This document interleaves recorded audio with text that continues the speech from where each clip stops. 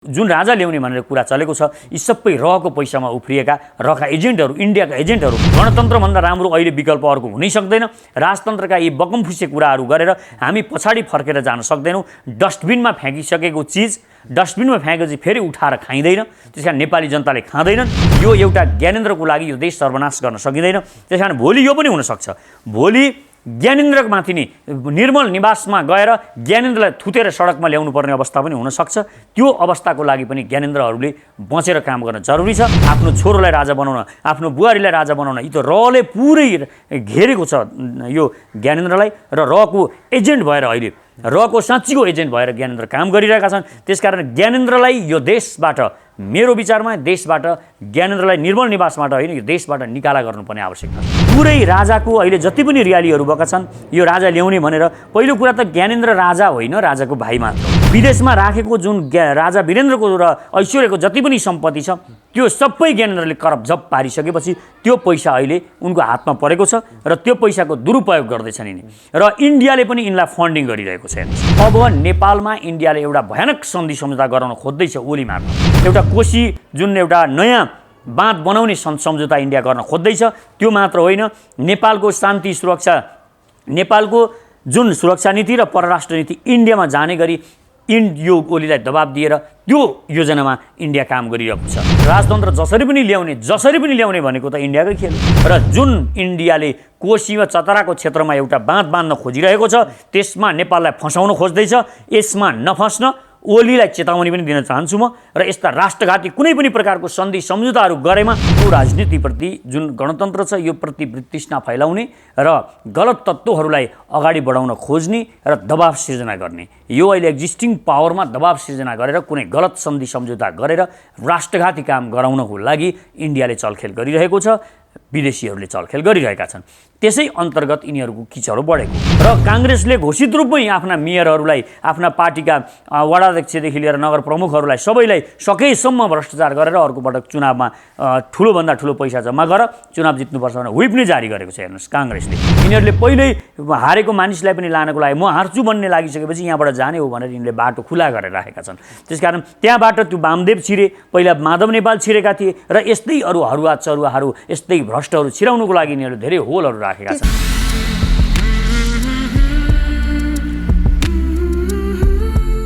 आदरणीय दर्शक महानुभाव नमस्कार, तपाईँ यति बेला हेर्नुहुन्छ pnpखबर.com र साथमा म रोशन घार्ती उपस्थित भएको छु। पछिल्लो समय नेकपा भित्रको विवाद करिब 8 महिनादेखि सत्ता सङ्घर्षमै अल्झिरहेको छ र अहिले मात्रै सर्वोच्च अदालतले वामदेव गौतमलाई राष्ट्रिय सभा हुँदै मन्त्री बन्ने बाटो पनि खोलिदिएको छ। अहिले ओली सरकारको काम चाहिँ चित्त बुझ्दो नभएको कारणले आम नेपाली नागरिकहरू अब सत्ताको नै र यो गणतन्त्र व्यवस्थाको नै विकल्प खोज्ने हुन् कि भन्ने प्रश्न चिन्ह खडा भएको छ। पछिल्लो समय केही राजावादीहरू अब राजाऊ देश बचाऊ भनेर आवाज पनि उठाइरहेका छन्। यिनी विषयमा रहेर आज हामीसँग कुराकानी गर्नको लागि म सचेत नेपाली पार्टीका अध्यक्ष पुण्य प्रसाईजी हुनुहुन्छ। नमस्कार, स्वागत छ। हस्, धन्यवाद छ। कसरी बिताउँदै हुनुहुन्छ समय? हामीले भर्खरै तराईमा प्रदेश 2, प्रदेश 1 र प्रदेश 5मा 4-5 वटा जिल्ला कमिटीहरू बनाएर म भर्खरै आइपुगेको छु काठमाडौँ। जे होस्, हामी युद्ध स्तरमा सङ्गठन गरिरहेका छौँ। ओके, नेपाली आम नागरिकको लागि काम गर्नुपर्ने, नेपाली नागरिकहरूलाई काम गर्छ र अस्थिर राजनीतिलाई चाहिँ स्थिरतामा परिणत गर्छ भनेर नेपाली नागरिकले नेकपालाई करिब 2/3 बहुमत दिएर पठाएका थिए संसदमा। तर करिब 8 महिनादेखि नेपाली नागरिकको लागि काम गर्नुपर्ने, कोरोना सङ्कटसँग जुझ्नुपर्ने, तर सरकार र सत्तासीन पार्टीका केही वरिष्ठ नेताहरू म अध्यक्ष बन्ने कि त अध्यक्ष बन्ने, म मन्त्री बन्ने, मेरो मान्छे मन्त्री बन्न पाएनन् भनेर यो सत्ता लुछाचुरीमा अल्झिरहेछ। तपाईँहरूले कसरी निहाल्नु भएको छ नेपाली नागरिकलाई? यो सुनियोजित खेल अन्तर्गत छ। हेर्नुहोस् कसरी सुने यहाँ सुनियोजित खेल कसरी छ भने, पहिलो कुरा त इन्डियाले नेपालमा इस्ट्याब्लिस हुन दिँदैन, राजनीतिलाई इस्ट्याब्लिस हुन, एउटा स्थिर बन्न दिँदैन। र ऊ जतिखेर पनि यहाँ चलायमान भइरहन्छ, चलायमान माइक्रो म्यानेजमेन्ट गरिरहन्छ र पार्टीहरूमा पनि ऊ घुसेको छ। उसका एजेन्टहरू, कर्मचारीदेखि लिएर सेनादेखि लिएर सबैतिर रहका एजेन्टहरू घुसेका छन् र यिनीहरू स्थायी शक्ति र स्थायी शान्ति यहाँ होस् भन्ने चाहँदैन। यही अन्तर्गत अहिले अहिले केही रका एजेन्टहरू केपी ओलीको सँग छन्, केही एजेन्टहरू उतापट्टि अब ती माधव नेपालहरू जस्ता त टोटल्ली एजेन्टहरूले नै चलाएको पार्टी हो रका एजेन्टहरू, र यिनीहरू त इन्डियाकै इसारामा चल्ने भएको कारणले प्रचण्ड पनि त्यसैको गोलमालमा फँसेका छन् र यो सबै खास ग्रान्ड डिजाइन अन्तर्गत गरिँदैछ।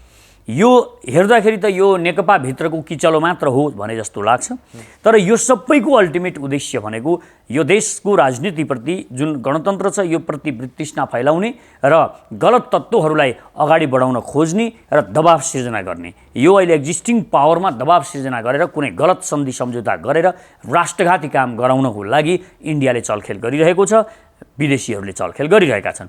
त्यसै अन्तर्गत यिनीहरूको किचलो बढेको र यो किचलोको खास उद्देश्य भएको कारणले यो मिल्ने सम्भावना पनि छैन। यो मिल्नको लागि नेपाली नागरिक र नेपालले निकै ठुलो बलिदान दिनुपर्ने अवस्था आउन सक्छ। यसको मतलब के हो भने नेपालले चाँडै नै नेपाललाई एउटा एकदमै राष्ट्रघाती सन्धि तर्फ उन्मुख गराउँदैछ इन्डियाले, र यो दबाव सबै चौतर्फी दबाव सिर्जना गरेर हामीलाई वाक्क दिक्क पारिरहेको छ र अन्त्यमा जो भए पनि उसले जे प्रस्ताव ल्याए पनि फेरि पनि उही पुरानै सिस्टममा देशलाई लाने यो अन्तर्गत भइरहेको छ। यो खेल भारतले सुनियोजित तरिकाले अगाडि नबढ्या भए दुईटै बहुमत दिएर पठाएका थिए, ओली सरकारले मजाले काम गर्न सक्थ्यो। त्यो कुरा होइन। यो पार्टी सिस्टममा के हुन्छ भने ओली हट्दैमा प्रलय हुने होइन। तपाईँको ओलीको ठाउँमा अर्को आए पनि त्यही पार्टीको प्रधानमन्त्री आउने हो, त्यो ठुलो कुरा होइन। त्यसले गर्दाखेरि के चाहिँ गरिँदैछ भने अहिले त्यसलाई निकासा नदिने, जस्तो अहिले अविश्वासको प्रस्ताव लगेर ओलीलाई हटाउनु ठुलो कुरा थिएन। उनी हट्छन्, बहुमत पुग्छ त उनको ठाउँमा अर्को आउँथ्यो, पुग्दैन थियो भने अविश्वासको प्रस्ताव पास हुँदैन थियो। गर्न खोजिरहेको थिएँ, मेरो सरकारले काम गर्न खोजिरहेको थियो, तर मेरै पार्टीभित्रका केही व्यक्तिहरूले विरोध गरेका कारणले मैले काम गर्न सकेन भनिरहनु भएको छ नि उहाँले। कुरा त्यो मात्र होइन, काम गर्नै नदिनुको लागि हो नि त यो। यहाँ कुनै पनि विकास कार्य नहुन्, यिनीहरू यसैमा रुमाल लिइरहन् र यिनीहरूलाई जो शक्तिमा छ तिनीहरूलाई नै उनीहरूको आन्तरिक द्वन्द्वमा फसाइदिएपछि त ऊ घरमै अल्झिने भयो। घरमा अल्झिसकेपछि त उसले बाहिर त हेर्न नभ्याउने भयो र बाहिर भ्रष्टाचार मात्र छ। बाहिर तपाईँ हेर्नुहोस्, गाउँमा भ्रष्टाचार छ, सिंहदरबार गाउँमा सरेको छ र गाउँमा भ्रष्टाचार छ। यो भ्रष्टाचार केले भयो त भन्दा पार्टीहरू यिनीहरू एकजुट छैनन्। एकजुट नभइसकेपछि उनीहरू के गर्छन् भने उनीहरूले बाहिर हेर्न पाउँदैनन्। र अर्को कुरा के हुन्छ भने अहिले काङ्ग्रेसका मेयरहरू गाउँपालिकाका जसपाहरू सब लुट्न लागिरहेका छन्। किन लुट्न लागिरहेका छन् उनीहरू भने उनीहरूले पनि लुटिरहे भने यो वितृष्णा यो कसलाई जान्छ त भन्दाखेरि सबै यो कम्युनिस्टले गरेको हो भन्ने जान्छ। र काङ्ग्रेसले घोषित रूपमै आफ्ना मेयरहरूलाई, आफ्ना पार्टीका वडाध्यक्षदेखि लिएर नगर प्रमुखहरूलाई सबैलाई सकेसम्म भ्रष्टाचार गरेर अर्को पटक चुनावमा ठुलोभन्दा ठुलो पैसा जम्मा गर चुनाव जित्नुपर्छ भनेर व्हिप नै जारी गरेको छ। हेर्नुहोस् काङ्ग्रेसले किन गरेको छ भने अब यो दोष सबै यही नेकपालाई आउने हो र नेकपाभित्र पनि जसपाले पनि त्यही गरिरहेछ। यिनीहरू देश पुरा लुटिरहेका छन्, कसैलाई मतलब छैन। र अहिले उनीहरूकै पनि वाडाध्यक्षहरू अहिले प्रचण्डको पक्षकाहरूलाई प्रचण्डले पैसा भेला पार्न लागेका छन्, यता ओलीका पक्षकालाई ओलीले भेला पार्न लागेका छन्। त्यसैले गाउँबाट यिनीहरू पैसा भेला पारिरहेका छन्, अकुत सम्पत्ति जोडिरहेका छन्, भ्रष्टाचार गरिरहेका छन्। एउटा गाउँमा करोडौँको बजेट छ, गाउँपालिकामा त्यो सबै ब्रह्मलुट गरिरहेका छन्। किनभने आन्तरिक किचलो भइसकेपछि यिनीहरूले विभाजन गरेर तेरो एकजना मेरो एकजना भनेर अख्तियारमा लगेका छन्। त्यहाँ पनि केही हुँदैन, त्यहाँबाट त्यसले पनि केही गर्न सक्दैन, अख्तियार नै खानपट्टि लाग्छ। त्यसकारण यो सबै सुनियोजित रूपमा यो सिस्टमप्रति वितृष्णा फैलाउनको लागि जुन हामीले बलिदान दिएर ल्याएको गणतन्त्र छ त्यसलाई निमिट्यान्न पार्नको लागि सुनियोजित रूपमा यो खेल भइरहेको छ। यो कुरा नेपाली नागरिकहरूले बुझ्नु अत्यन्त आवश्यक छ। त्यसको मतियार, त्यसको गोटी ओली बने। सबै यिनीहरू गोटी हुन्। यिनीहरू को आफू चलेका छन्। काङ्ग्रेस पनि गोटी हो, माधव नेपाल र खड्ग ओली जो अहिले ओली हटाउन लागेका छन् ती पनि गोटी हुन्, ओलीलाई जोगाउन लाग्ने पनि गोटी हुन्। माफिया र भ्रष्टहरू त हुन् नि, यिनलाई अहिले कसले जोगाउँछ? यी सबै गोटी हुन्। यी अहिले सबैलाई प्रयोग गरिँदैछ र यिनीहरूलाई खेलाइँदैछ र यिनीहरूलाई लागिरहेको छ म खेलिरहेको छु, तर होइन, स्ट्राइकर अर्कै छ। यिनीहरू केवल यता र उता उफ्रिरहेका छन्। बाँदरको उफ्राइभन्दा बढ्ता केही छैन। झन्डै दुईटै बहुमत दिएर पठाएर सत्तामा पठाएका छन् र अहिले स्थानीय तहमा पनि झन्डै दुईटै बहुमत चाहिँ नेकपाकै छ। यिनीहरूले सर्लक्कै राम्रोसँग काम गर्दा भए नेपाली नागरिकहरूमा यो सरकारप्रति यो व्यवस्थाप्रति वितृष्णा त जागृत हुँदैन थियो होला नि। त्यो त स्वाभाविक कुरा छ नि। अहिले जनताहरूको नागरिकहरूको गुनासो के छ त? को छ सन्तुष्ट? अहिले म त यस्तो देशभरि घुमिरहेको छु, एउटा पनि मान्छे यो सिस्टम यो पार्टीहरू यी कुनै पनि पार्टी यी राजावादी हुन् या यी काङ्ग्रेस कम्युनिस्ट हुन्, यी कोहीबाट सन्तुष्ट छैनन्। यिनीहरूले देश ब्रह्मलुट गरेका छन्। यिनीहरूले आफ्नो समयमा ब्रह्मलुट गरेर देशमा जुन यो जनतालाई निराशा फैलाइरहेका छन्, यो केही हुँदैन, सम्भवै छैन, यो देशमा केही हुँदैन भन्ने एउटा भाव नागरिकहरूमा युवाहरूमा सम्प्रेषित गरिरहेका छन्। एउटा आशा जुन बाँकी थियो त्यो सिद्ध्याइरहेका छन्। त्यसकारण हामीले सचेत नेपालीले बारम्बार भनेको अब हामी एउटा नयाँ पावर क्रिएट गर्दैछौँ र युवाहरूलाई जोड्दैछौँ। र युवाहरूलाई मेरो आह्वान के हो भने सचेत नेपालीको र म स्वयंको पनि आह्वान के हो भने निराश हुनुपर्ने जरुरी छैन। यो अँध्यारो यिनीहरूको यो शासन सत्ता भनेको यो अन्तिम धिप्प हुँदैछ। यो बत्ती निभ्न लागेको छ यिनीहरूको र त्यो अन्तिम धिप्प हुनुभन्दा अगाडि हामीले एकजुट भएर यो देशका युवाहरूलाई जुटाएर अब आउने चुनावबाटै हामीले सत्ता र शक्ति प्राप्त गर्ने र युवाहरूलाई लिएर गएर जसरी विदेशमा अहिले केही देशहरूमा युवा प्रधानमन्त्री भइरहेका छन् त्यसरी युवा प्रधानमन्त्री बनाउने र पुरै युवाहरूको सरकार बनाएर हामीले यो देशलाई सिस्टममा लिएर जानुपर्छ। त्यसकारण सबै युवाहरूलाई मेरो अनुरोध छ, निराश नहुनुहोस्, हतोत्साही नबन्नुहोस्। हामी गर्न सक्छौँ र हामी एकजुट हुन जरुरी छ। सारा युवाहरूलाई सन्देश पुर्याउनुहोस्, हामी जुट्न जरुरी छ र यो सचेत नेपालीको छातामुनि हामी जुटेको खण्डमा हामीले नयाँ निर्विकल्प शक्तिको निर्माण गर्न सक्छौँ। तर तपाईँहरूले यो भनिरहँदाखेरि एउटा 50-55 हजार भोट पनि नपाएर त सांसद बन्न पनि योग्य छैनस् भन्ने एकजना नेकपाका उपाध्यक्ष वामदेव गौतमलाई यिनीहरूले सांसद बनाए र मन्त्री बन्ने बाटो पनि खुल्यो। वामदेव मन्त्री बन्नु ठुलो कुरा र सानो कुरा भन्ने होइन, यो महत्त्वपूर्ण कुरा यो होइन।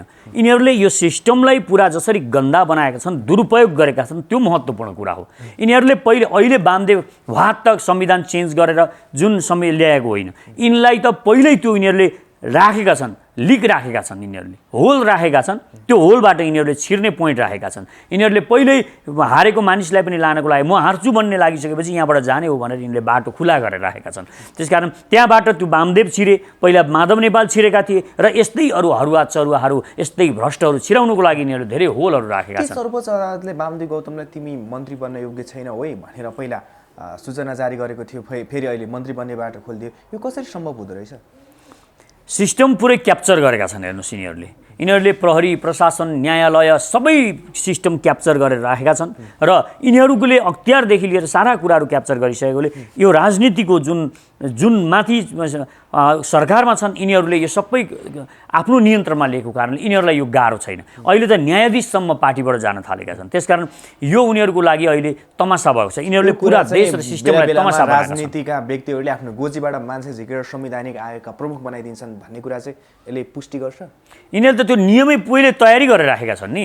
संवैधानिक आयोगको मात्र होइन, सबैतिर यिनीहरूले के गरेका छन् भने 45 वर्ष माथिका बुढाखाडा लानुपर्ने, भूपू न्यायाधीशहरू लानुपर्ने, यी दुनियाँ कुराहरू यिनीहरूले पुरै विधान तयार गरेका छन्। त्यसकारण सचेत नेपालीले बारम्बार के भनेको हो भने सचेत नेपालीले यो सबै कुराहरूलाई कन्ट्रोल गरेर भोलि युवालाई लिएर जाने, 45 वर्ष मुनिकालाई मात्र लिएर जाने भनेर आयोगदेखि लिएर त्यहाँ पनि खुला प्रतिस्पर्धाबाट लिएर जाने, यो अख्तियार जस्तो यो गन्दा एउटा केही पनि कारबाही गर्न नसक्ने, कुनै केही गर्न नसक्ने प्यारालाइज गरेर अख्तियारलाई राखिएको छ र त्यहाँ सबैभन्दा पहिला अख्तियारमा गइसकेपछि उसले आफूलाई जुटाउन लाग्छ, आफ्नो सम्पत्ति जोड्न लाग्छ त्यहाँका अख्तियार प्रमुखहरू, त्यसकारण आयुक्तहरू। त्यसकारण यो सबैलाई गर्नको लागि हामीले एउटा स्वतन्त्र नागरिक आयोगको पनि परिकल्पना गरेका छौँ, एउटा राष्ट्रिय विशेष अदालतको परिकल्पना गरेका छौँ जसले न्यायालयभित्र सबै कुराहरूलाई क्याप्चर गर्न सकोस्। यो देशमा त अहिले जसले जसरी हुन्छ त्यसरी लुटिरहेको छ। हेर्नुहोस्, जहाँबाट हुन्छ त्यसरी लुटिरहेको छ। त्यसकारण यो भनिरहँदा 45 वर्षभन्दा युवाहरूलाई नै दिनुपर्छ हरेक कुराहरू भनिरहँदा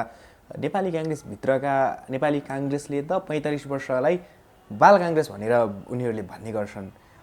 लगभग नेपाली काङ्ग्रेसभित्र पनि र यता नेकमा पनि आर्यघाट नपुग्दासम्म आफ्नो सत्ता र आफ्नो पावर चाहिँ सँगै लिएर जान्छन्। जबसम्म उनीहरू आर्यघाट पुग्दैन तबसम्म सत्तामा पनि बस्न रुचाइरहन्छन् र पार्टीको पनि सबैभन्दा माथिल्लो तहमा बस्न रुचाउँछन्। त्यही भएर सचेत नेपाली चाहिएको हो नि त। जस्तो तपाईँ हेर्नुहोस्, काङ्ग्रेसमा अहिले युवा कति इमान्दार युवाहरू छन्, केही हुन्छ कि भनेर उनीहरू काङ्ग्रेसमा र कम्युनिस्टमा छिरेका छन्। अहिले राजावादी भनेर उफ्रिने, राजा आएपछि पो यो हुन्छ कि भन्ने धेरै मानिसहरू छन्, ती पनि भावनामा बगिरहेका छन्। उनीहरूलाई थाहा छैन भित्री कुरा के हो। त्यसकारण उनीहरू के सोचिरहेका छन् भने उनीहरूको मन चाहिँ पवित्र छ, केही मान्छेहरूको मन पवित्र छ र उनीहरूलाई लाग्छ यो म पवित्र भइसकेपछि सबै कुराहरू म मिलाएर लान सक्छु होला जस्तो लाग्छ। त्यो होइन। तपाईँ पवित्र मन लिएर पनि गलत सिस्टममा छिर्नुभयो भने त्यहाँबाट तपाईँले निकास दिन सक्नुहुन्न। त्यसकारण काङ्ग्रेसका इमान्दार इमान्दार मानिसहरू, कम्युनिस्ट मार्क्सवादीका इमान्दार मानिसहरू र राजावादी जो इमान्दार छन्, देशभक्तहरू छन्, नागरिकप्रति जवाबदेही हुन सक्छन्, एउटा ह्युम्यानिटीको कुरा, मानवताको कुरा गर्नुहुन्छ, उहाँहरूलाई सचेत नेपालीमा त्यही कारणले मैले जोडिन भनेको। युवाहरू हामी यिनीहरूलाई वास्तवमै गरेर देखाउने, एउटा युवा जमातले कसरी देश बनाउन सक्छ भनेर र कति छिटो देश बनाउन सक्छ त्यो हामी यहाँ देखाउन पनि चाहन्छौँ। र त्यसको लागि म सबै युवाहरूलाई, चाहे तपाईँ काङ्ग्रेसमा हुनुहोस्, चाहे तपाईँ मार्क्सवादी हुनुहोस्, चाहे तपाईँ राजावादी हुनुहोस्, तपाईहरू एउटा स्वच्छ मन, यो देशप्रतिको एउटा इमान्दारीपूर्ण भावना छ भने तपाईँहरू हामीसँग जोडिनुहोस्, सचेत नेपालीमा जोडिनुहोस्। तपाईँ जुन बाटोबाट हिँडिरहनु भएको छ त्यो बाटो गलत भयो भने तपाईँ इमान्दार भएर मात्र हुँदैन, त्यसकारण बाटो पनि ठिक हुनुपर्छ। तपाईँ पूर्व जाने बाटो हिँडेर पश्चिम पुग्न सक्नुहुन्न, त्यसकारण गलत बाटो हिँडेर सही लक्ष्य प्राप्त गर्न सकिँदैन। यो देश समृद्ध बनाउने हो, यो देश विकसित बनाउने हो भने तपाईँ सचेत नेपालीमा जोडिन जरुरी छ। तपाईँले भने जस्तै बाटो गर्नको लागि, बनाउनको लागि त फेरि नयाँ बाटो खन्नु पर्ला। त्यो नयाँ बाटो खन्नको लागि चाहिँ तपाईँहरूले कस्तो खालेको रोड म्याप तयार पार्नु भएको छ र कति वर्षको योजना लिनु भएको छ? हाम्रो हेर्नुहोस्, नयाँ बाटो कठिन हुन्छ, नयाँ बाटो हिँड्न सबैलाई डर लाग्छ। सबै मानिसहरूलाई कम्फोर्ट जोनमा आफ्नो जुन सुविधा अलिकति पाइरहेको छ, चाहे असुविधाजनक डेरा होस्, त्यो डेरा सर्ने बेला पनि मान्छेलाई अर्को सुविधा सम्पन्न डेरा छ भने त्यहाँ जान पनि मान्छेलाई त्यति नै पैसामा त्यहाँ जान पनि 1000 पटक सोच्ने गर्छ मान्छेले। भनेपछि पुरा सिस्टममा युवाहरूलाई लिएर जाने कुरा त कठिन हुन्छ। तथापि पनि बाटो खन्ने बेलामा कठिन हुन्छ भनेर अर्काको गलत बाटो हिँड्न सकिँदैन। गलत बाटो छ, त्यो बाटो सुगम छ, तर त्यो सही बाटो छैन र गलत ठाउँमा पुर्याउँछ भने त्यो सुगम सुविधा सम्पन्न बाटो भए पनि त्यो अन्त्यमा गएर अँध्यारोमा गएर टुङ्गिन्छ भने त्यो बाटो हिँड्नुको कुनै अर्थ पनि छैन। त्यसकारण हामीले आफ्नै बाटो, चाहे साँघुरो बाटो होस्, यो ट्र्याक बनाउँदैछौँ हामी, यो बाटो, तर यो चाँडै हाइवे बन्ने बाटो हो। यो बाटो भनेको सचेत नेपालीले लिएको बाटो भनेको यी वादहरू जुन नेपालमा अहिले वादहरू छन्, चाहे काङ्ग्रेसले अँगालेको पुँजीवादी विचारधारा होस्, लोकतान्त्रिक समाजवादको कुरा गरोस्, या मार्क्सवादीको विचारधारा होस्, या अध्यात्मवादी विचारधारा होस्, यी सबै विचारधाराहरू बाहिरबाट आएका आयातित विचारधारा हुन् र हामीले सर्वपहिचानवाद, नागरिक समाजवाद हुँदै समतावादको एउटा नयाँ विचारधारा नेपालमै बनाएका छौँ। हाम्रो आफ्नै माटोमा बनाएका छौँ, हाम्रो आइडियोलोजी, हाम्रो दर्शन विकास गरेका छौँ र त्यो दर्शनबाट मलाई विश्वास छ, त्यो दर्शनबाट हामीले यसलाई गन्तव्यमा लिएर जान सक्छौँ। यो ट्र्याकलाई हामी खोलेर अगाडि बढाउन सक्छौँ। अहिले राजनीतिक दलहरू जुन छन् उनीहरूले जसरी अगाडि बढिरहेछन्, उनीहरूको जुन बाटो छ त्यो बाटोलाई ठिकठाक पार्न सकिँदैन रहेछ है? होइन, यो बाटो ठिक हुँदैन। यो बाटो के छ भने स्कुलिङ नै यिनीहरूको कसरी गएको छ भने कुनै पनि काङ्ग्रेसी, कुनै पनि मार्क्सवादी, कम्युनिस्टहरू, कुनै पनि राजावादीहरू, तपाईँ तिनीहरूलाई गएर इन्टरभ्यू लिनुहोस्। तपाईँको लक्ष्य के हो भने जसरी हुन्छ एउटा पदमा पुग्ने र सम्पत्ति जोड्ने। पैसा जसरी हुन्छ उनीहरूलाई पैसा चाहिएको छ। जसरी भन्नुको मतलब चाहे छोरीचेली बेच्नु परोस्, चाहे राष्ट्रघात गर्नु परोस्, चाहे नागरिकता बेच्नु परोस्, चाहे न्याय बेच्नु परोस्, चाहे जेसुकै होस्, आफ्नो देह आत्मा बेचेर भए पनि, एउटा मातृभूमि बेचेर भए पनि उनीहरूलाई पैसा चाहिएको छ। पैसाभन्दा बढ्ता पैसाको लागि उनीहरू आफैलाई बेच्न पनि तयार छन्। त्यस्ता मानिसहरूबाट निकासा निस्किँदैन। त्यसकारणले मैले भनेको एउटा ठिक बाटो चाहिन्छ। ठिक बाटो जसरी पनि मलाई पैसा भन्ने कुरा छोडेर हामीले पैसा के का लागि भन्ने कुरा सोच्नुपर्छ र पैसा पनि ठिक तरिकाले ठिक काम गर्नको लागि भन्ने हामीले त्यो विचारधारा लिएर गयौँ भने मात्र हामीले वास्तवमा निकासा दिन सक्छौँ। तपाईँहरूले यो भनिरहँदाखेरि केही व्यक्तिहरूले बुटोलमा र्याली गरे, अहिले विराटनगरमा र्याली गरे, राजा आऊ देश बचाउँ भनिरहेछन्। यो विकल्प, यो व्यवस्थाको विकल्प खोज्ने बेला भएको हो? यो पहिलो कुरा के बुझ्न जरुरी छ भने इन्डियाले सधैँ नेपालमा गोलमाल गर्न चाहन्छ। युरोपियन युनियन र अमेरिका, इन्डियाहरू, यो तीनटा शक्तिले अहिले नेपाललाई न्याकिरहेको छ। हेर्नुहोस्, एउटाले खुट्टा समाइरहेको छ, हिँड्न दिएको छैन, एउटाले ढाडमा थिचिरहेको छ र ढाडमाथि चढेर थिचिरहेको छ भने अर्काले घाँटी निचोरिरहेको छ। यो सबै अन्तर्गत अहिले के गरिएको हो भने यो पुरै राजाको अहिले जति पनि र्यालीहरू भएका छन्, यो राजा ल्याउने भनेर पहिलो कुरा त ज्ञानेन्द्र राजा होइन, राजाको भाइ मात्र हो। दरबार हत्याकाण्ड जस्तो घिनलाग्दो हत्याकाण्ड गरेर र जुन वीरेन्द्रको सम्पत्ति विदेशमा एकछिन विदेशमा राखेको जुन राजा वीरेन्द्रको र ऐश्वर्यको जति पनि सम्पत्ति छ त्यो सबै ज्ञानेन्द्रले करपझप पारिसकेपछि त्यो पैसा अहिले उनको हातमा परेको छ र त्यो पैसाको दुरुपयोग गर्दैछन् यिनी। र इन्डियाले पनि यिनलाई फन्डिङ गरिरहेको छ। हेर्नुहोस्, अहिले इन्डियाले फन्डिङ गरेर यहाँ यिनीहरूलाई यो जुलुस निकाल्ने, यो दुनियाँ थोक गर्ने किन गराइरहेको छ भने अब नेपालमा इन्डियाले एउटा भयानक सन्धि सम्झौता गराउन खोज्दैछ ओली मार्फत। ओली मार्फत यो सन्धि सम्झौता गर्नको लागि ओलीलाई दबाब सिर्जना गर्न जरुरी छ। र चौतर्फी दबाब उनीहरू कसरी सिर्जना गर्दैछन् भने आन्तरिक रूपमा पनि यिनीहरू यताबाट माधव नेपाल र प्रचण्डहरूलाई उचालिरहेका छन्। यी मानिसहरू र बाबुरामहरूलाई उचालिरहेका छन्। यी आन्तरिक रूपमा यहाँ प्रचण्ड र माधव नेपाल, झन्नाथ खनालहरू यी गोटी बनेर उचालिएका छन्। यताबाट आन्तरिक दबाब छ, उताबाट राजा ल्याउने हो कि भने जस्तो गरेर पुरा पैसा खर्च गरेर र केही जोगीहरूलाई अगाडि सारेर तिनीहरूबाट उता सिस्टममाथि नै धावा बोलिरहेको छ। यसले एउटा ओलीलाई दबाब दिएर एउटा अहिले ओली सङ्खुवासभादेखि दुनियाँतिर घुमिरहेका छन् र त्यो सन्धि मात्र होइन, एउटा कोशी जुन एउटा नयाँ बाँध बनाउने सम्झौता इन्डिया गर्न खोज्दैछ त्यो मात्र होइन, नेपालको शान्ति सुरक्षा, नेपालको जुन सुरक्षा नीति र परराष्ट्र नीति इन्डियामा जाने गरी यो ओलीलाई दबाब दिएर त्यो योजनामा इन्डिया काम गरिरहेको छ। र यो राजा भनेको अहिले जुन राजा ल्याउने भनेर कुरा चलेको छ, यी सबै रहको पैसामा उफ्रिएका रहका एजेन्टहरू, इन्डियाका एजेन्टहरू हुन्। जसरी 86 सालको आन्दोलनमा राजालाई, वीरेन्द्रलाई दबाब दिनको लागि यी काङ्ग्रेसीहरूलाई उचालेको थियो, काङ्ग्रेसी र कम्युनिस्टहरूलाई उचालेर उनीहरूको विरुद्धमा प्रयोग गरिएको थियो र त्यहाँबाट प्रजातन्त्र त आयो, तिनीहरूको पनि कुरा ठिक ढङ्गले उनीहरूले आफ्नो कुराहरू प्रयोग गर्न नसकेपछि अब फेरि राजा ल्याउने भनेर यहाँ गणतन्त्रवादीहरूलाई दबाब सिर्जना गर्नको लागि इन्डियाले यो खेल गर्दैछ। यो नेपाली नागरिकहरूले बुझ्न जरुरी छ। यो हामीले बुझेनौँ अनि भावना बगेर यतापट्टि यिनीहरूले सिस्टम ठिक गरेनन् भनेर हामी उतापट्टि गलत ठाउँमा भुङ्ग्रोमा खस्न नजाउँ। त्यसकारण नेपाली नागरिकहरूलाई मेरो अनुरोध के छ भने यो अर्काको पैसामा चलायमान भरेर मोटरसाइकलमा तेल हालिदिएको भरमा तपाईँ बाटोमा कुद्न थाल्नुभयो भने यो सिस्टम व्यक्तिहरू, सबै व्यक्ति नै जतिजना र्यालीमा आछन् सबै व्यक्तिहरू त्यसरी नै बिकेका होला नि त? सबै हुँदैन नि त, कसरी सबै बिक्छ?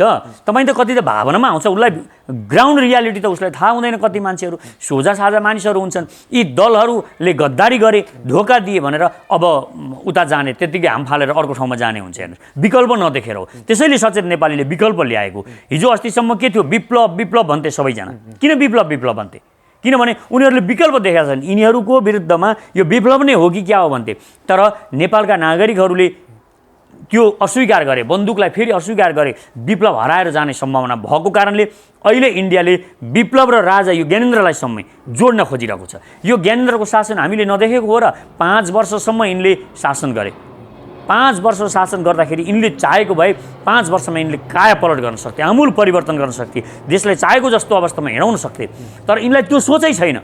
यिनलाई त जसरी हुन्छ आफ्नो सम्पत्ति जोगाउनु छ, जसरी हुन्छ यिनले के गर्नु थियो भने वीरेन्द्रको हत्यापछि जुन सम्पत्ति यिनको हातमा, विदेशी ब्याङ्कको खरबौँ डलर यिनको हातमा परेको छ, त्यो यिनलाई बचाउनु थियो। त्यो बचाउनको लागि यिनी चुपचाप दरबार छोडेर भागे गए र अब त्यो सबै यिनको हातमा परिसकेको छ। त्यो सबै यिनले मिलाइसकेका छन्। त्यस पछाडि यिनी अब इन्डियाको गोटी बनेर यो काम गरिरहेका छन्। त्यसकारण यिनी चलायमान अरूले गरेको छ, यी पनि एउटा गोटी हुन्। त्यसकारण यस्तो सिस्टम परिवर्तन गर्ने इन्डियाले खेल गर्छ। यो खेलमा हामीले गर्नु पर्दैन। यही सिस्टममा रहेर गणतन्त्रभन्दा राम्रो अहिले विकल्प अर्को हुनै सक्दैन। राजतन्त्रका यी बकमफुसे कुराहरू गरेर हामी पछाडि फर्केर जान सक्दैनौँ। डस्टबिनमा फ्याँकिसकेको चिज डस्टबिनमा फ्याँकेपछि फेरि उठाएर खाइँदैन। त्यसकारण नेपाली जनताले खाँदैनन्। यो म स्पष्ट रूपमा भन्न चाहन्छु र यो राजा आउने भनेको एउटा कुरा कल्पना मात्र बोलिरहेछन्। जसरी भए पनि राजा फर्काएरै छाड्छौँ, सडकमा लाखौँ मान्छेलाई उडाएर हामी जनसागरै ल्याएर भए पनि यो सत्तालाई, यो व्यवस्थालाई नै फालेर राजतन्त्र त भित्राउने नै हो भनेर लागेको छ नि त। त्यो इन्डियाको खेल हो। मैले भनिहालेँ त, यो राजतन्त्र जसरी पनि ल्याउने भनेको त इन्डियाकै खेल हो। एउटा मान्छेलाई राजा बनाउन, एउटा मान्छेलाई प्रधानमन्त्री बनाउन, एउटा मान्छेलाई मन्त्री बनाउन नेपाली नागरिकहरू कुद्दा यो देश बर्बाद भएको छ। त्यसकारण कसैलाई राजा बनाउनको लागि कुद्ने होइन। नेपाली नागरिकहरूलाई मेरो अनुरोध छ, अब कोही मसिया आएर कुनै एउटा मान्छे आएर यो देश बन्नेवाला छैन। यो देश बन्नको लागि हामी देशका युवाहरूलाई यो देशमा जोडेर राख्ने र यहाँ काम गर्ने, विदेश नगइकन यहाँ काम गर्ने पोजिसन निर्माण गर्नुपर्छ। त्यसको लागि हामीले बाहिरबाट आउने सबै कुराहरूलाई, बाहिरबाट जुन हस्तक्षेप भइरहेको छ त्यो सबै रोक्नुपर्छ। यो एउटा ज्ञानेन्द्रको लागि यो देश सर्वनाश गर्न सकिँदैन। त्यस कारण भोलि यो पनि हुनसक्छ, भोलि ज्ञानेन्द्रको माथि नै निर्मल निवासमा गएर ज्ञानेन्द्रलाई थुतेर सडकमा ल्याउनु पर्ने अवस्था पनि हुनसक्छ। त्यो अवस्थाको लागि पनि ज्ञानेन्द्रहरूले बचेर काम गर्न जरुरी छ। त्यसकारण ज्ञानेन्द्रका प्यादाहरू कति मानिसहरू वास्तवमा भोलि म वाडाध्यक्ष हुन्छु कि म मन्त्री हुन्छु कि भनेर पनि कुदेका हुन सक्छन्। यस्तो गिरीपुरी ल्याएर त यिनी बनाउन सक्छन् भने मलाई पनि बनाउलान् भन्ने यिनलाई आशा छ। यो भ्रममा नेपाली नागरिकहरू नपर्न अनुरोध गर्छु म। र यो गलत बाटो हिँडेर हामीले यो देशलाई बनाउन सक्दैनौँ। फेरि गोलमाल गर्ने यो सुनिश्चित खेल हो, यो बुझ्न जरुरी छ। त्यसो भए राजा आउने भनेको दिउँसै सपना देख्नु मात्रै हो? हेर्नुहोस्, आउनु नआउनु ठुलो कुरा होइन कि मुख्य कुरा के हो भने आएर के हुन्छ भने यो राजा मानिलिउँ एउटालाई राजा बनायो अरे ज्ञानेन्द्रको ठाउँमा अर्को बनायो अरे यो ज्ञानेन्द्र जस्तो मान्छेलाई राजा बनाउनु भन्दा त बरु श्रुतिका छोरीहरूलाई ल्याएर रानी बनाउनु धेरै राम्रो हुन्थ्यो होला नि त श्रुतिका छोरी भनेका वीरेन्द्रकै वंश पनि हुन्थ्यो तिनलाई धेरै राम्रो हुन्छ होला बरु त्यहाँ त्योमा बरु नेपाली नागरिकहरू एकमत हुन सक्थे कि अनि फेरि जब नेपालको नागरिक नेपालको जनता नै भोलि भोट हालेर चुनाव जितेर राष्ट्रपति हुने सम्भावना छ भने एउटा नागरिक एउटा भोलि दलितको छोरो एउटा जनजातिको छोरो एउटा मधेसको छोरो एउटा राष्ट्रपति हुने सम्भावना छ भने ज्ञानेन्द्रलाई किन राजा बनाउनु पर्ने त्यो मान्छेको लागि हामी किन लडाइँ गर्नुपर्ने हामी किन मर्नुपर्ने ज्ञानेन्द्रको लागि किन प्रचण्डको लागि हिजो मरियो हिजो यही देशका जनता प्रचण्डको लागि मरे यही देशका मान्छे अब ज्ञानेन्द्रको लागि मरे यही देशका मान्छे खड्ग ओलीको लागि किन मर्नुपर्ने एउटा मान्छेको लागि जरुरी छैन यो देश साँच्ची नै हामी बनाउन चाहन्छौँ भने यो देशका युवाहरू जोडिन जरुरी छ तर नेपाली राजनीतिका कि शीर्ष नेताहरूले देश बेची राजा आए भने त उनले माटोको माया बुझेका छन् माटोको सुवास बुझेका छन् उनले देश बेच्दैनन् कहाँबाट बुझ्यो ज्ञानेन्द्रले कहिले बुझ्यो माटोको माया ज्ञानेन्द्रलाई के थाहा छ यो देशको बारेमा ज्ञानेन्द्रलाई केही पनि थाहा छैन ज्ञानेन्द्रलाई के छ यो देशको माटोको माया भोलि अलिकति अप्ठ्यारो पराउने भागेर जाने हो पैसा विदेशमा राखेको छ यिनीहरूलाई के माया छ यो देशको माया कुनै दलाल नेतालाई पनि हुँदैन कुनै राजा महाराजालाई हुँदैन यो देशको माया भनेको यो देशका नागरिकहरूलाई हुन्छ यो देशका जनताहरूलाई हुन्छ ती जसको खुट्टामा चप्पल छैन तिनीहरूलाई माया हुन्छ जसको आङमा कपडा छैन एउटा धजो लुगा छैन तिनीहरूलाई हुन्छ यो देशको माया यो देश बचाउने भनेको नागरिकहरूले हो ती भोका नाङ्गाहरूले घाँस बाँस कपास नभएकाहरूले यो देश बचाउने हो किनभने यो देशको सबैभन्दा बढी आवश्यकता तिनीहरूलाई पर्छ यी धनी मानीहरू त भागेर भोलि अन्त गइहाल्छन् यिनीहरूलाई के को देशको माया छ कुनैलाई पनि माया छैन यी आफ्नो स्वार्थले कुदिरहेका छन् आफ्नो छोरोलाई राजा बनाउन आफ्नो बुहारीलाई राजा बनाउन यी त रले पुरै घेरेको छ यो ज्ञानेन्द्रलाई र रको एजेन्ट भएर अहिले रको साँच्चीको एजेन्ट भएर ज्ञानेन्द्र काम गरिरहेका छन् त्यसकारण ज्ञानेन्द्रलाई यो देशबाट मेरो विचारमा देशबाट ज्ञानेन्द्रलाई निर्मल निवासबाट होइन यो देशबाट निकाला गर्नुपर्ने आवश्यकता छ यो ठान्छु तर तपाईहरूले जसरी भारतीय सेनाध्यक्ष मनोज मुकुन्द नरवाणेले नेपालले चुच्चे नक्सा जारी गर्दाखेरि खास यो चीनतिरको उक्साहटमा नेपालले चुच्चे नक्सा जारी गर्यो भनेर अभिव्यक्ति दिएका थिए उनी नेपाल भ्रमणको क्रममा तपाईँहरूले खुलेर विरोध गर्नुभयो तर तपाईँहरूलाई नजरबन्दमा राखियो तपाईँहरूलाई एकदमै धेरै प्रहरीबाट खोज्ने कार्य जारी रह्यो फेरि अहिले संवादहीनलाई अगाडि बढाइएछ अब संवाद हुन्छ नेपाल भारतको सम्बन्ध सुध्रिन्छ भनेर प्रधानमन्त्रीले बोलिरहँदा भारतीय मुख्य सचिव नेपाल भ्रमणका लागि यही नोभेम्बर अन्त्यसम्म आउँदैछन् अब के हुन्छ कसरी अगाडि बढ्नुहुन्छ यो सम्बन्ध सुधार हुने र लिपुले कालापानी र लिम्पियाधुराको बारेमा कुरा कहीँ पनि हुँदैन यो हुनेवालै छैन सम्बन्ध सुधार भनेको के हो भने एउटा ग्रिन सिग्नल मिलेको छ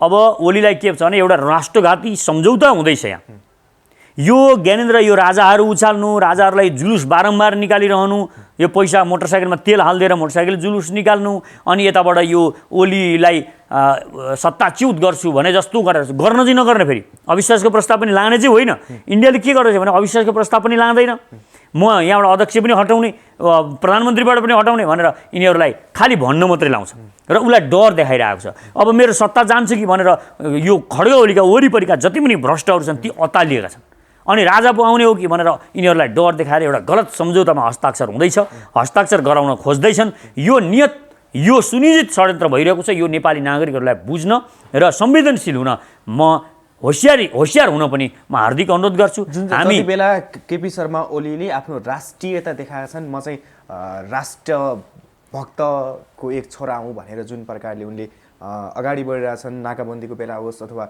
चुच्चे नक्सा जारी गर्दा होस् अथवा उनले राम नेपालमा जन्मिएको हुन् भनेर भन्दा होस् त्यो चाहिँ सबै खोक्रो राष्ट्रवाद रहेछ है खोक्रो होइन त्यो बेलाको लागि त्यो ठिक थियो जुन बेला उनले जे गर्नु पर्थ्यो त्यो ठिक थियो तर त्यसमा अडिन्छ कि अडिँदैन भन्ने कुरा मुख्य कुरा आयो नि त तपाईँ एउटा मिसन लिएर हिँड्नुभएको छ अहिले म यसरी म आफ्नो तर्क राखेर आफ्नो दर्शन लिएर हिँडिरहेको छु अहिलेसम्म त म ठिक छु नि त अब म दर्शन अलिकति अगाडि बढेपछि अलि माथि पुगिसकेपछि म पदको भोलि शक्तिमा पुग्दिनँ कि भनेर लोभले म बिग्छु भने त्यहाँबाट गल्ती सुरु भयो त्यसकारण उनको गल्ती अब हुनेवाला छ अहिलेसम्म उनले के गरे त्यो कुरा छोडिदिनुहोस् महाकाली सन्धिसम्ममा उनले गलती गरे महाकाली सन्धिको बेला गलत गरे र पछिल्लो चरणमा आएर उनले ठिक गरिरहेका थिए अब उनले एउटा भयानक राष्ट्रघात गर्नेवाला छन् त्यो ओलीबाटै गराउन खोजिरहेको छ इन्डियाले यो कुरामा सचेत हुन र यी डम्फु बजाउनेहरू जो ओलीको विरुद्धमा डम्फु बजाउनेहरू चाहे ती माधव नेपाल हुन् प्रचण्ड हुन् यिनीहरू सुनियोजित रूपमा त्यो त्यो डिजाइनिङ अन्तर्गत काम गरिरहेका छन् र ज्ञानेन्द्र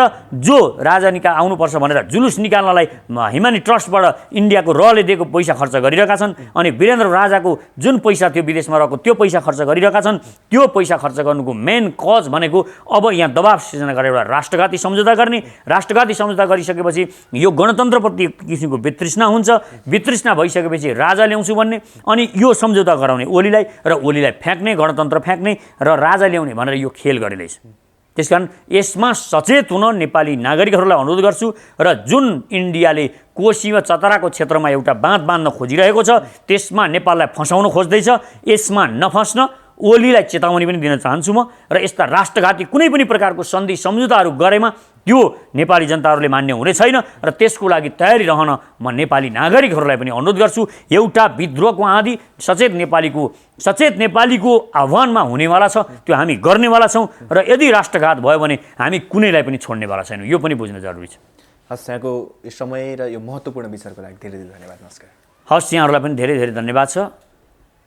एकदम खुसी लागेको छ र संसारभरिका मेरो दाजुभाइ दिदीबहिनीहरू नेपाली नागरिकहरूलाई मेरो विनम्र अनुरोध छ, सचेत नेपालीमा जोडिनको लागि म आह्वान गर्छु। हामी जो जहाँ छौँ त्यहाँबाट जोड्यौँ र अगाडि बढौँ। धन्यवाद। तिहारको पनि शुभकामना। थ्याङ्क यू, धन्यवाद यहाँहरूलाई।